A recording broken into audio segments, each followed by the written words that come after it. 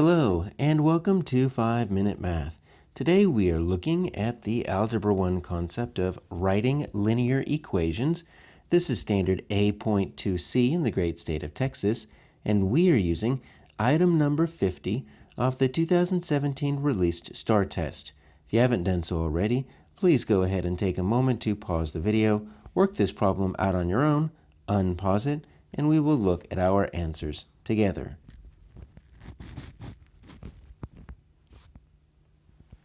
So we've got a table here representing some points we're going to need first to find the slope. So if we look at our reference materials, we see that our slope is the change in y over the change in x. So we can just pick any two points here. Looks like they're all going to have really large numbers. So the smallest numbers I'm finding are near the bottom. So let's just make this y1 and y2. And x1 and x2. You want to label them so that your x1 and y1 are together. So that's going to be negative 40 minus negative 124, so that's going to end up being a positive. And then I've got negative 1 minus negative 8. See, that's a little bit better on my denominator.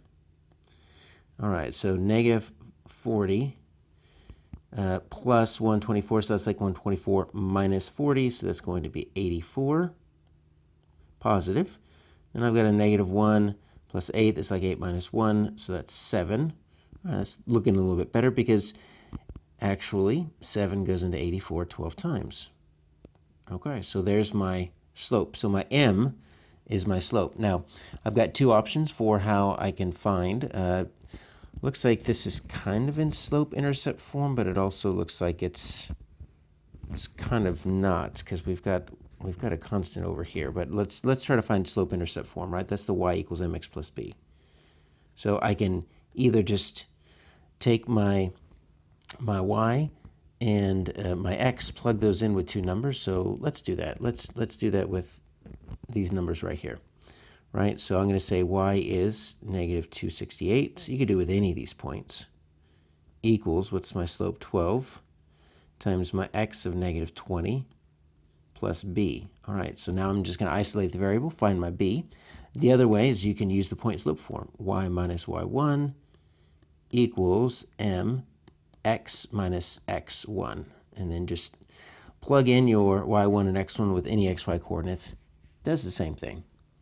But let's look at this first one first. So I'm going to have negative 268 equals, that's 12 times negative 20, negative 240 plus b. So if I add 240 to both sides, I will isolate the variable. Right, and so we are going to get, that cancels out, b equals, that's going to be a negative 28. Okay, now here's the interesting thing. So if I wanted to put this in slope-intercept form, right, I've got y equals, my slope is m, 12x, and then it's going to be minus 28.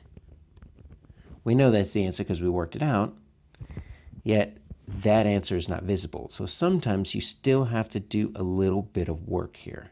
So one thing I can tell you is I know it's not f and g.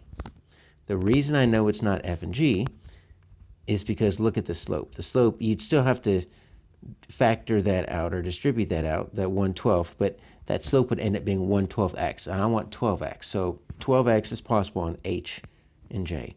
So let's see what these two look like if I factored out. Y plus 268 equals 12x plus, factor that out, 240. Right? So if I want this y equals mx plus b, I need to get this. I need to take away 268 from both sides, right? So now I've got a little bit of work left to do. So if I take 268 away from both sides, right, and that's going to be my 240 right there.